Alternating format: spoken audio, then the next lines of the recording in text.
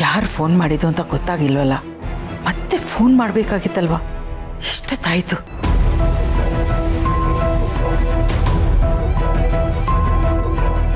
ಯಾರ ಫೋನ್ ಮಾಡಿದ್ರಮ್ಮ? ಪಂಕಜ ಅನ್ನೋರು ಬೇಕಂತೆ. ಇಲ್ಲಿ ಪಂಕಜ ಅಂತ ಯಾರು ಇಲ್ಲ ಅಂತ ಹೇಳ್ತಿದ್ದೀನಿ, ಆದ್ರೂ ಕೇಳ್ತಾನೇ ಇಲ್ಲ.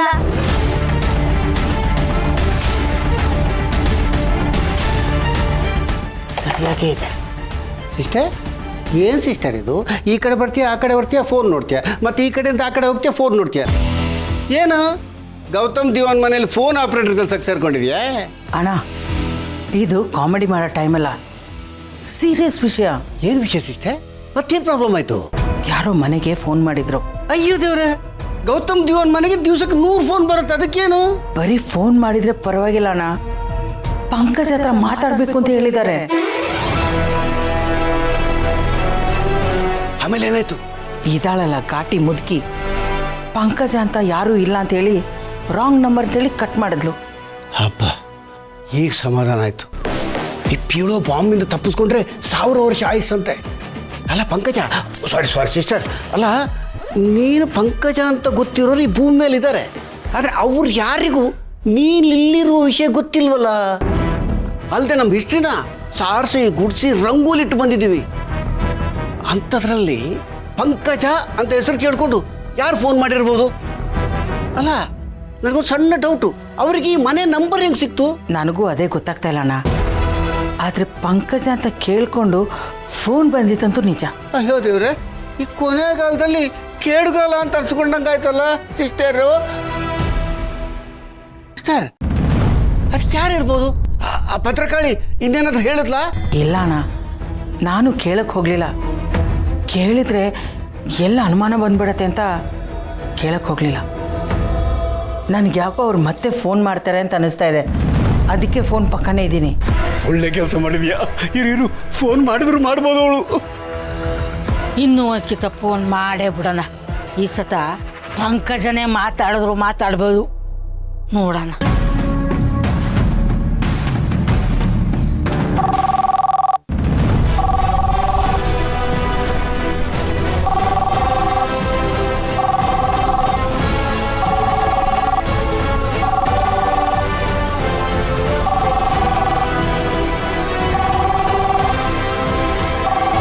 ಸಿಸ್ಟರ್, ಫೋನ್ ಮಾಡಿದ್ ಯಾರು ಅಂತ ಗೊತ್ತಿಲ್ದೇನೆ ಎಷ್ಟು ಶಾಕ್ ಆಗ್ತೀಯಲ್ಲ. ಫೋನ್ ಎತ್ತು ನೋಡಿ ಯಾರು ಅಂತ.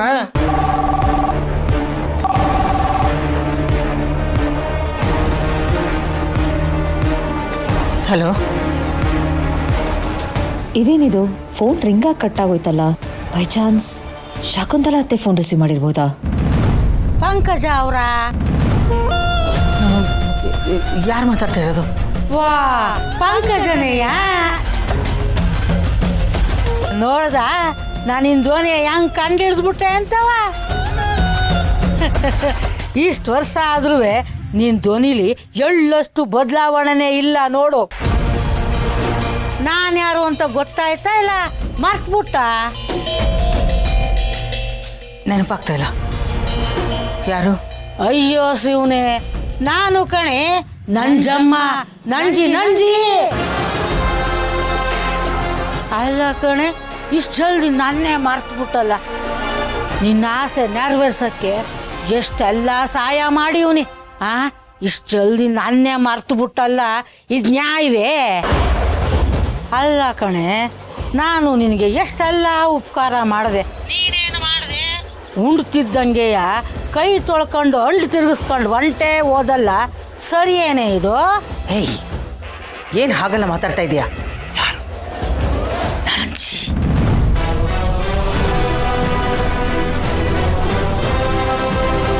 ಇರೋ ವಿಷಯ ತಾನೇ. ನಂತವು ಎಷ್ಟೆಲ್ಲ ಸಾಯನ ಮಾಡಿಸ್ಕೊಂಡು ತಿರ್ಕೊಂಡು ಹೊಂಟೋಗಿ ಈಗ ಜುಮ್ ಅಂತ ಇದೆಯಲ್ಲ, ಇದು ಸರಿನಾ ನೀ ಮಾಡಿದ್ದು? ಜಾಸ್ತಿನೇ ಬೆಳೆದು ಬಿಟ್ಟಿದ್ಯಾ, ಕೊಯ್ಗೆ ಎಟುಕ್ತೇ ಇರೋ ನಕ್ಷತ್ರ ಆಗ್ಬಿಟ್ಟಿದ್ದಿ ಅಲ್ವೇ? ಅನಗತ್ಯದ ಮಾತು ಬೇಡ, ನಿನಗೇನು ಬೇಕೋ ಹೇಳು. ಏನು ಬೇಕು ಅಂದರೆ, ನೀನು ಸುಖವಾಗಿದ್ದೀಯ, ಸುಪ್ಪತ್ ಕೇಳಿ ಹಾಯಾಗಿದ್ದೀಯ.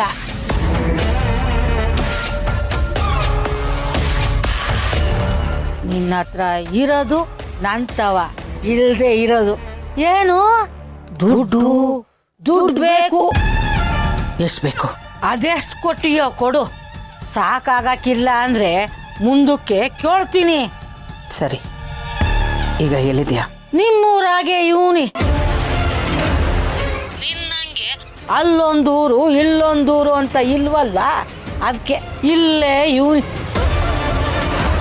ನೀನು ಹ್ಞೂ ಅಂದ್ರೆ ಬಸ್ ಹತ್ತಿ ಬೆಂಗಳೂರು ಕಡೆಗೆ ಬರ್ತಾ ಇರೋದೆಯ. ಯಾಕೆ ಅಂದ್ರೆ ನಾನು ನಿನ್ನೊಂದಿಗೆ ಮಾತಾಡಬೇಕು. ಸಿಕ್ತಿಯ ಅಲ್ವೇ? ಸಿಕ್ಕಬೇಕು. ಎಲ್ಲೋದಿಯೇ? ಹಾಂ, ಎಲ್ಲಿಗೆ ಬರಬೇಕು? ನನಗೇನು ಗೊತ್ತು, ನೀನೇ ಹೇಳು, ಅಲ್ಲಿಗೆ ಬರ್ತೀನಿ. ಕನಕಪುರ ರೋಡಲ್ಲಿ ದೊಡ್ಡ ಗಣೇಶನ ದೇವಸ್ಥಾನ ಇದೆ. ಅದ್ರ ಪಕ್ಕದಲ್ಲಿ ಒಂದು ಕಾಫಿ ಶಾಪ್ ಇದೆ, ಅಲ್ಲಿಗೆ ಬಾ. ಗೊತ್ತಾಗತ್ತಲ್ವಾ? ಗೊತ್ತಾಗ್ಲಿಲ್ಲ ಅಂದ್ರೆ ಗೊತ್ತು ಮಾಡ್ಕತೀನಿ. ಹೆಂಗಿದ್ರು ಗೊತ್ತು ಮಾಡ್ಕೊಂಡು ಬರ್ಲೇಬೇಕಲ್ಲ. ಸರಿ, ಬಾ, ಅಲ್ಲೇ ಸಿಗ್ತೀನಿ. ಸರಿ ಸರಿ, ಬರ್ತೀನಿ.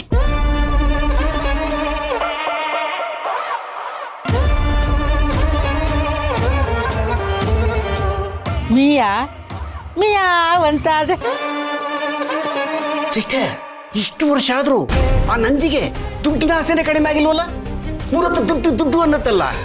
ಚಟ್ಟಕ್ಕೆ ಹೋಗೋ ವಯಸ್ಸಾದರೂ ಹಠ ಕಡಿಮೆ ಆಗಿಲ್ಲ ನೋಡು. ಘಾಟಿ, ಇಷ್ಟು ವರ್ಷ ಆದರೂ ಖದರ್ ಕಡಿಮೆ ಆಗಿಲ್ಲ ನೋಡು. ಅದಕ್ಕೆ ತಾನೇ ಗಾದೆ ಮಾಡಿರೋದು, ಹುಣಸೆ ಮರ ಮುಪ್ಪಾದರೂ ಹುಳಿಗೆ ಮುಪ್ಪಿಲ್ಲ ಅಂತ.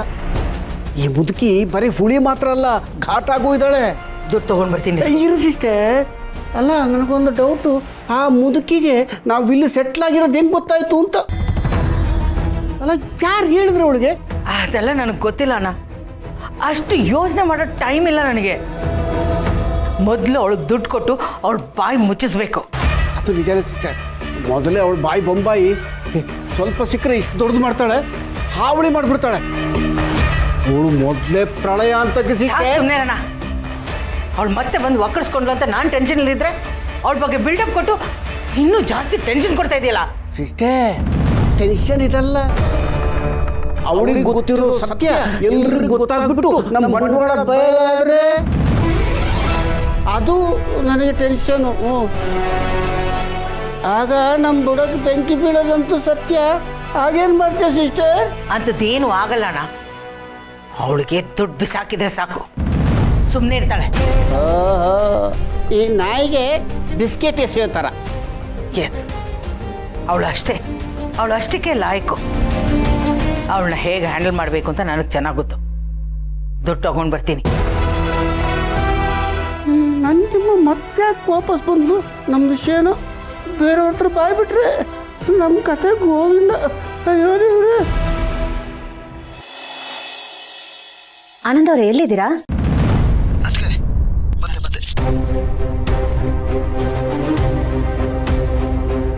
ಏನದ್ಗೆ ಮತ್ತೆ ಬರೋಕೆ ಹೇಳಿದ್ರಿ? ಅಲ್ಲದೆ ನನ್ನ ಕಾರ್ ತರೋದು ಬೇಡ, ಬೇರೆ ಕಾರ್ ತಗೊಂಬಂದಿದ್ರಿ. ನಾನು ನೇಬರ್ ಹತ್ರ ಇಸ್ಕೊಂಬಂದೆ. ಅದು ನಮ್ಮ ಮೇಲೆ ಡೌಟ್ ಬರಬಾರ್ದಲ್ವಾ, ಅದಕ್ಕೆ. ಡೌಟಾ? ಏನು ವಿಷಯ? ಓ ಸಾರಿ, ನೀವು ನಂಬರ್ ಕೊಟ್ರಲ್ಲ.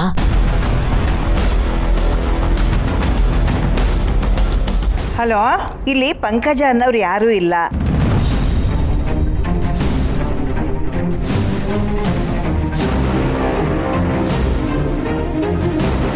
ಸರಿ, ಬಾ, ಅಲ್ಲೇ ಸಿಗ್ತೀನಿ. ಸರಿ ಸರಿ, ಬರ್ತೀನಿ.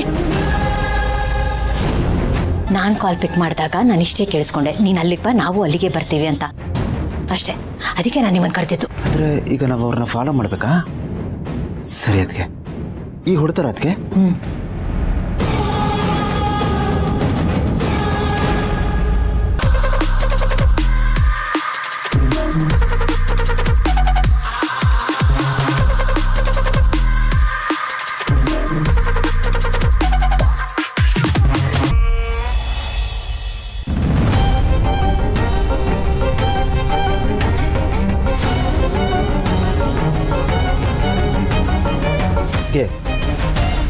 ಇವರು ಸ್ವಂತ ಕಾರ್ನ ಬಿಟ್ಟು ಕ್ಯಾಬಲ್ಲಿ ಬರ್ತಿದ್ದಾರೆ ಅಂದ್ರೆ ಏನೋ ಸೀಕ್ರೆಟ್ ಇರಲೇಬೇಕದ್ಗೆ.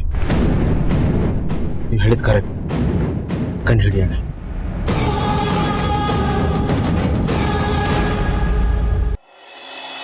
ಅದಕ್ಕಿಂತ ಫನ್ನಿಯಸ್ಟ್ ಥಿಂಗ್ ಏನು ಗೊತ್ತಾ ಆ್ಯಕ್ಚುಲಿ ಅವತ್ತು ಅಣ್ಣ ಏನಣ್ಣ ನೋಡಿದ್ರು ನೋಡದೆ ಇರೋ ಥರ ಕರೆದ್ರು ಕೇಳದೆ ಇರೋ ಥರ ಹಾಗೆ ಹೋಗ್ತಾನೆ ಇದೆಯಲ್ಲ ಯಾಕೆ ತುಂಬ ಬೆಳೆದ್ಬಿಟ್ಟಿದ್ಯಾ ಅಥವಾ ಇವ್ರನ್ನೆಲ್ಲ ಯಾಕೆ ಮಾತಾಡ್ಸೋದು ಅನ್ನೋ ಅಸಡ್ಡೇನು ಅದು ಯಾವುದೇ ಆಗಿರಲಿ ಇದು ನಿನ್ನ ಒಳ್ಳೆ ಬೆಳವಣಿಗೆ ಅಂತೂ ಅಲ್ಲ ಅದು ನಿನಗೆ ನೆನಪಿರಲಿ. ನೀನೊಬ್ಳು ಕಮ್ಮಿ ಇದ್ದೆ ಉಪದೇಶ ಕೊಡೋದಕ್ಕೆ. ನೀನು ಇವ್ರ ಜೊತೆ ಎಲ್ಲ ಸೇರ್ಕೊಂಡ? ನಾನೇ ನಿನಗೂ ಉಪದೇಶ ಕೊಡ್ತಾ ಇಲ್ಲ, ಅಣ್ಣ ಅನ್ನೋ ಕನ್ಸನಲ್ಲಿ ಹೇಳ್ತಾ ಇದ್ದೀನಿ ಅಷ್ಟೇ, ಅರ್ಥ ಮಾಡ್ಕೊ. ನೀನು ಬೆಳೆದಿದ್ಯಾ, ಅಚೀವ್ ಮಾಡಿದ್ಯಾ, ಅದ್ರ ಬಗ್ಗೆ ನಮ್ಗೆಲ್ಲರಿಗೂ ಖುಷಿ ಇದೆ, ನಾನು ಹೆಮ್ಮೆ ಪಡ್ತೀನಿ. ಬಟ್ ಬೆಳೆದ ಮೇಲೆ ನಿನ್ನ ಬಿಹೇವಿಯರಲ್ಲಿ ಚೇಂಜಸ್ ನೋಡ್ತಾ ಇದ್ದೀವಲ್ಲ, ಅದನ್ನು ನನಗೆ ಡೈಜೆಸ್ಟ್ ಮಾಡ್ಕೊಳ್ಳೋದಕ್ಕೆ ಆಗ್ತಾ ಇಲ್ಲ. ಬಿಸ್ನೆಸ್ ಮ್ಯಾನ್ ಆಗಿ ಬೆಳೀತಾ ಇದೆಯಾ, ಆದರೆ ನಿನ್ನ ವ್ಯಕ್ತಿತ್ವನ ದಿನೇ ದಿನೇ ಕಳ್ಕೋತಾ ಇದೆಯಾ, ಅದು ಯಾಕೆ ನಿನಗೆ ಅರ್ಥ ಆಗ್ತಿಲ್ಲ? ಒಂದು ತಿಳ್ಕೊ ಅಣ್ಣ, ನಿನ್ನ ಕ್ಯಾರೆಕ್ಟರೇ ಬಿದ್ದೋದ್ಮೇಲೆ ನೀನು ಏನೇ ಅಚೀವ್ ಮಾಡಿನೂ ಯೂಸ್ ಇಲ್ಲ. ನಿನ್ನ ಹತ್ರ ಇರೋ ದುಡ್ಡನ್ನು ನೋಡಿ ಜನ ಕಣ್ಣರಳಿಸ್ಬೋದು, ನಿನಗೆ ಸಲಾಮ್ ಹೊಡಿಬೋದು, ಆದರೆ ನಿನಗೆ ಕೈ ಮುಗಿಯೋದು ನಿನ್ನ ಕ್ಯಾರೆಕ್ಟರನ್ನು ನೋಡಿ ಮಾತ್ರ. ನಾನು ನಿನಗೆ ಬುದ್ಧಿ ಹೇಳೋ ಅಷ್ಟು ದೊಡ್ಡೋಳು ಅಲ್ಲ ಅಣ್ಣ. ಪ್ಲೀಸ್ ಅರ್ಥ ಮಾಡ್ಕೊ, ಅಣ್ಣ ಅನ್ನೋ ಕನ್ಸನಲ್ಲಿ ಹೇಳ್ತಾ ಇದ್ದೀನಿ. ಪ್ಲೀಸ್ ಚೇಂಜ್ ಆಗು, ನೀನು ಇನ್ನೂ ಗ್ರೇಟ್ ಆಗ್ತೀಯಾ. ನೋಡು, ಕೇಳ್ತೀನಿ ಅಂತ ಉದ್ದುದ್ದ ಲೆಕ್ಚರ್ ಕೊಡೋದಕ್ಕೆ ಬರಬೇಡ. ನನಗೂ ಉಪದೇಶ ಕೇಳಿ ಕೇಳಿ ಸಾಕಾಗೋಗಿದೆ. ನಿಮ್ಗಳ ಹತ್ರ ಬುದ್ಧಿ ಹೇಳಿಸ್ಕೊಳ್ಳೋಷ್ಟು ಚೀಪ್ ಆಗಿಲ್ಲ ನಾನು. ಏನು ಮಾಡೋದು, ನಿಮ್ಗಳ ಮಧ್ಯೆ ಬೆಳೆದವನು ಇವತ್ತಿಷ್ಟು ಎತ್ತರಕ್ಕೆ ಬೆಳೆದಿದ್ದೀನಲ್ಲ, ಅದನ್ನು ಅರ್ಸ್ಕೊಳಕ್ಕೆ ಆಗ್ತಿಲ್ಲ ನಿಮಗೆ. ಯಾಕೆಂದರೆ ನೀವು ಯಾರು ಇದನ್ನು ಎಕ್ಸ್ಪೆಕ್ಟ್ ಮಾಡಿರಲಿಲ್ಲ, ಅದಕ್ಕೆ ಒಂಥರ ಜಲಸಿ ನಿಮಗೆ. ಹೇಗಾದರೂ ಮಾಡಿ ನನ್ನನ್ನು ನಿಮ್ಮ ಲೆವೆಲಿಗೆ ತರಬೇಕು ಅನ್ನೋದು ನಿಮ್ಮ ಉದ್ದೇಶ. ನನಗೆಲ್ಲ ಅರ್ಥ ಆಗತ್ತೆ, ನಾನೇನು ದಡ್ಡ ಅಲ್ಲ. ಸಕ್ಸಸ್ ಅನ್ನೋದು ಎಲ್ಲರೂ ಕಣ್ಣು ಕುಕ್ಕೋ ಹಾಗೆ ಮಾಡತ್ತಲ್ವಾ? ಯಾಕೋ ಏನೇನೋ ಮಾತಾಡ್ತಿದ್ಯಾ? ಇಷ್ಟೆಲ್ಲ ಮಾತಾಡೋ ಅವಶ್ಯಕತೆ ಇದೆಯಾ? ನಮಗೆ ನಿನ್ನ ನೋಡಿದ್ರೆ ಜಲಸ? ನಮ್ಮನ್ನು ಬಿಡು, ಅಪ್ಪ ಅಮ್ಮಂಗೂ ನಿನ್ನ ಮೇಲೆ ಜಲಸ ಇದೆಯಾ? ಅದರಲ್ಲೂ ಅಮ್ಮಂಗೆ ಇದು ಸಾಧ್ಯನಾ ಅಣ್ಣ? ಸ್ವಲ್ಪ ಯೋಚನೆ ಮಾಡು. ಇಲ್ಲಿ ಯಾರು ನಿನಗೆ ಲೆಕ್ಚರ್ ಕೊಡ್ತಾ ಇಲ್ಲ, ತಪ್ಪಾಗ್ತಾ ಇದೆ ತಿದ್ಕೋ ಅಂತ ಬುದ್ಧಿ ಮಾತು ಹೇಳ್ತಾ ಇದ್ದಾರೆ. ಅದನ್ನ ಬಿಟ್ಟು ನೀನು ಹೀಗೆ ಬೇಕಾ ಬಿಟ್ಟು ಇರ್ತೀನಿ ಅಂತ ಹೇಳಿದ್ರೆ ಅದು ನಿನಗೆ ಪ್ರಾಬ್ಲಮ್ ಆಗೋದು. ನಾಳೆ ದಿನ ನ್ಯೂಸ್ ಪೇಪರಲ್ಲೋ ನ್ಯೂಸ್ ಚಾನಲಲ್ಲೋ ಬರುತ್ತಲ್ವಾ ನಿನ್ನ ಬಗ್ಗೆ ನೆಗೆಟಿವ್ ಆಗಿ, ಆವಾಗ ಗೊತ್ತಾಗತ್ತೆ ನಿನಗೆ. ದುಡ್ಡು ಹೋದ್ರೆ ಅದನ್ನ ವಾಪಸ್ ಗಳಿಸ್ಬೋದು, ಆದ್ರೆ ವ್ಯಕ್ತಿತ್ವ ಹೋದ್ರೆ ಅದನ್ನ ಮತ್ತೆ ಗಳಿಸೋದಕ್ಕೆ ಆಗಲ್ಲ.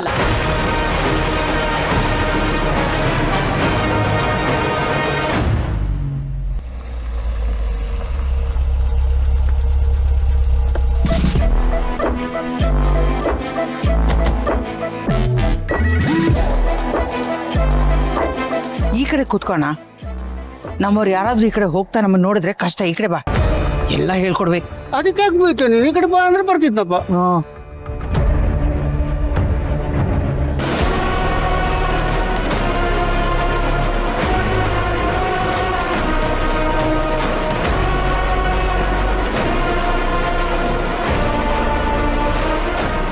ಇಲ್ಲದ್ಕೆ ಯಾರು ಬಂದೇ ಇಲ್ಲ, ಸುಮ್ಮನೆ ವೆಯ್ಟ್ ಮಾಡ್ತಾನೆ ಇದ್ದಾರೆ.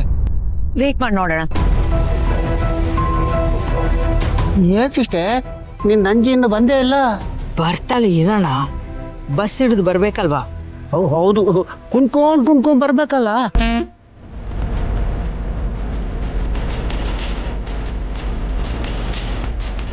ಅದಕ್ಕೆ ನಿಜವಾಗ್ಲೂ ಯಾರನ್ನ ಮೀಟ್ ಮಾಡಬೇಕು ಅಂತ ಹೇಳಿದ್ರಲ್ಲ, ಅದು ಕರೆಕ್ಟಾಗಿ ಕೇಳಿಸ್ಕೊಂಡ್ರ ನೀವು?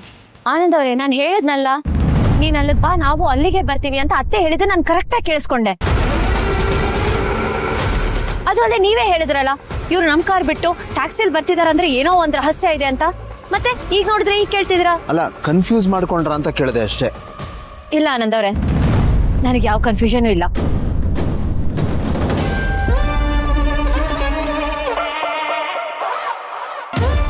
ಇರಂಗ ಅವ್ರೆ, ನೋಡೋಣ.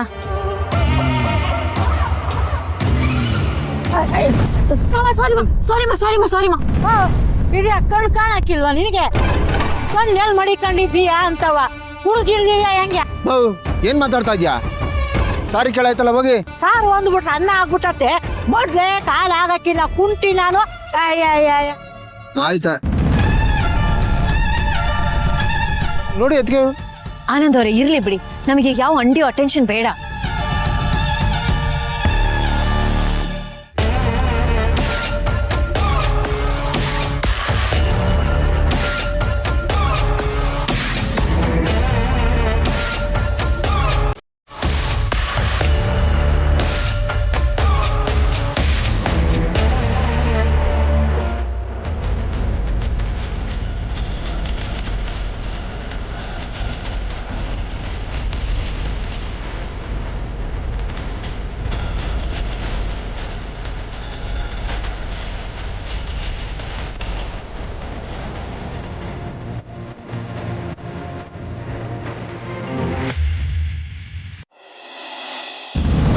ಎಲ್ಲ ಬಣ್ಣನೂ ಒಂದು ಕಪ್ಪು ಬಣ್ಣ ನುಂಗುತ್ತೆ ಅಂತ ಹೇಳ್ತಾರಲ್ವಾ, ಅದೇ ತರ ಒಂದು ಚಿಕ್ಕ ಇನ್ಸಿಡೆಂಟ್ ಸಾಕು ನೀನ್ ಮಾಡಿರೋ ಎಲ್ಲ ಒಳ್ಳೆ ಕೆಲಸನೂ ಹಾಳಾಗೋಗಕ್ಕೆ.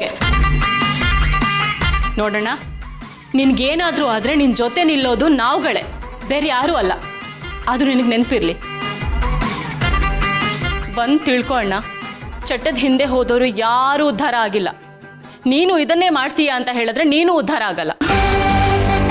ಪ್ಲೀಸ್ ಬಿಡು ಅದನ್ನ. ನಿನ್ ಫಿಸಿಕಲ್ ಹೆಲ್ತು, ನಿನ್ ಮೆಂಟಲ್ ಹೆಲ್ತು ಎಲ್ಲ ಹಾಳಾಗೋಗುತ್ತೆ. ಅದ್ರ ಜೊತೆ ಮನೆಯವ್ರ ಜೊತೆ ಇರೋ ರಿಲೇಷನ್ ಕೂಡ ಹಾಳಾಗೋಗುತ್ತೆ.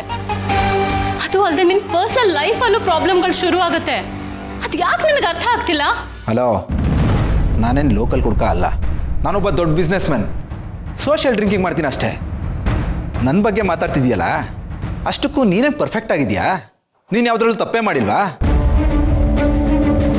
ನಿನ್ನ ಮದುವೆ ಟೈಮಲ್ಲಿ ಅಪ್ಪ ಅಮ್ಮನ ವಿರುದ್ಧನೇ ಹಾರಾಡ್ದೆ, ಎಲ್ಲರನ್ನು ಧಿಕ್ಕರಿಸ್ದೆ. ನೀನು ತಪ್ಪು ಮಾಡ್ಬೇಕಾದ್ರೆ ಏನೂ ಅನಿಸ್ಲಿಲ್ಲ ಅಲ್ಲ? ನೀನು ತಪ್ಪು ಮಾಡ್ಬೇಕು ಒಂಥರ, ನಮ್ಗೊಂಥರ ಅಲ್ಲ?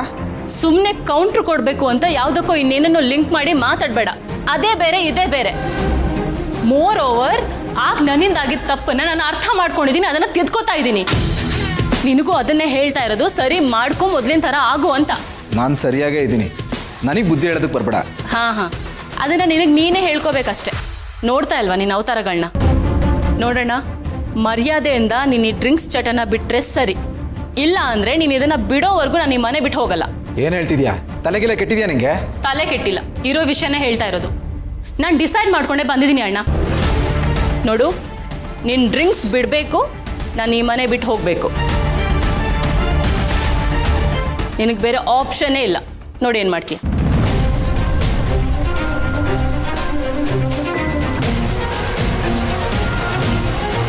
ಅಣ್ಣ,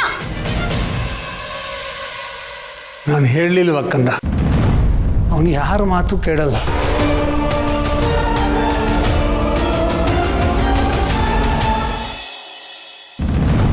ಇದೇನತ್ಗೆ ಈ ಅಮ್ಮನ್ ಮೀಟ್ ಮಾಡೋದಕ್ಕೆ ಇವ್ರು ಇಷ್ಟೊತ್ತು ಕಾಯ್ತಾ ಇದ್ದಿದ್ದು? ಏನು ಅಂತಾನೆ ಅರ್ಥ ಆಗ್ತಿಲ್ಲ ಅನ್ನೋದವ್ರೆ.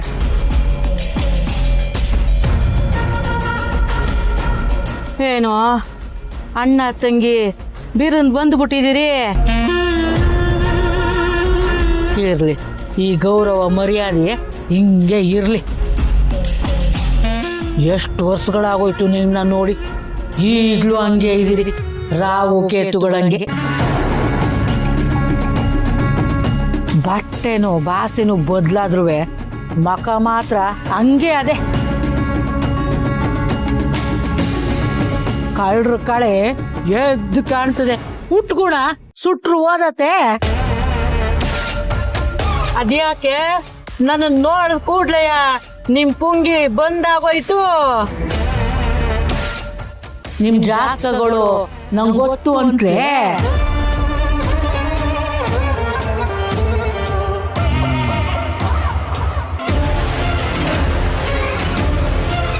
ಅದ್ಯಾಕೆ ಹಿಂಗಿಬ್ರು ಗಾರ್ಬಡ್ದವ್ರಂಗೆ ಕೂತ್ಕೊಬಿಟ್ರಿ?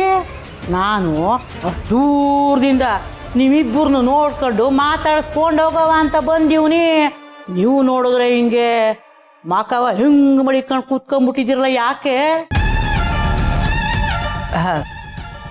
ಹೇಗಿದೆ ನಂಜಮ್ಮ? ಹಿಂಗಿವ್ನಿ ನೋಡು, ಗಟ್ಮುಟ್ಟಾಗಿ ಕಲ್ಗುಂಡಂಗಿವ್ನಿ. ನೀ ಹೆಂಗಿದ್ದಿ? ಹಿಂಗಿದ್ದೀನಿ ನೋಡು. ನೋಡಿದ್ರೆ ಗೊತ್ತಾಯ್ತದೆ ಚಂದಾಗೆ ಇದೆಯಾ ಅಂತ. ನೀನ್ ಹೆಂಗಿದ್ದಿಲ್ಲ ಕಾಂತ? ನಾನು ಚೆನ್ನಾಗಿದ್ದೀನಿ ಚೆನ್ನಾಗಿದ್ದೀನಿ. ಹ್ಞೂ ಮನೆ ಆಡ್ರಲ್ಲ ಚಂದಾಗೆ ಇರ್ಬೇಕಲ್ಲ